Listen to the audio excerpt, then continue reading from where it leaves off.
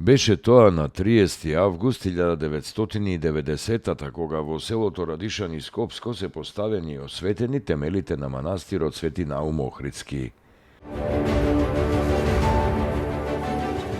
Беше тоа на 30. август 1993 кога на заседанието на постојаната конференција на локалните и регионалните власти при Советот на Европа, одржана во Стокхолм, Шведска, е донесена одлука за прием на заедницата на општините и градовите од Република Македонија.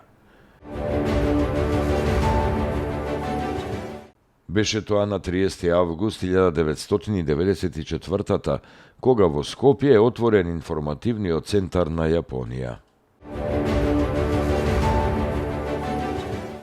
Беше тоа на 30. август 1905 кога на Атпазар во Битола е обесен Александар Турунџев, македонски револуционер, член и војвода на Македонската револуционерна организација, учесник во Линденското востание.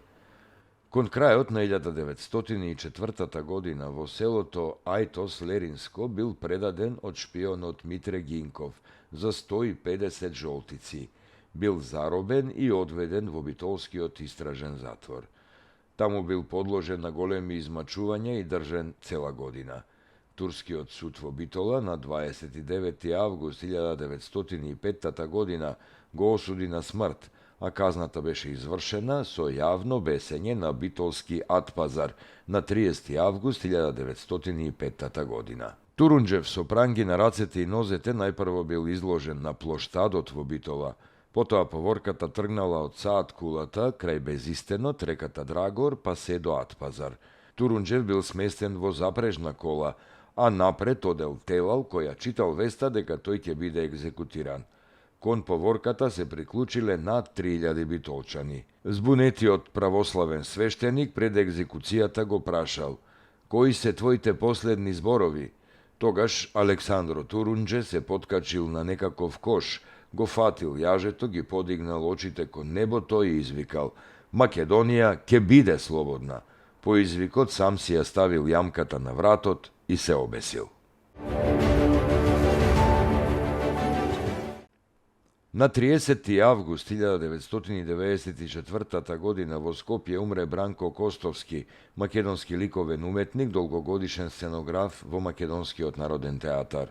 Роден е во Скопје во 1924.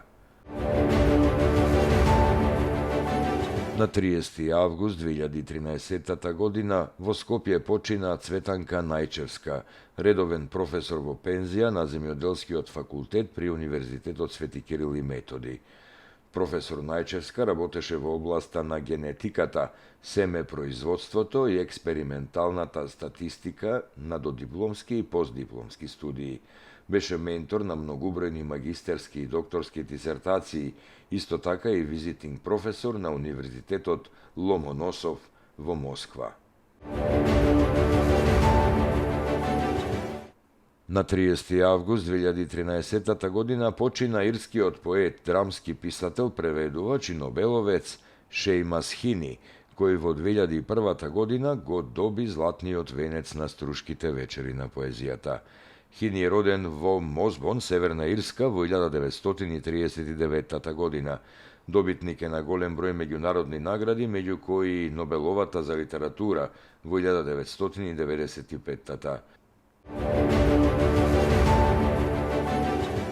На 30. август 2016 година почина Антон Роб, првиот декан на Факултетот за безбедност во Скопје.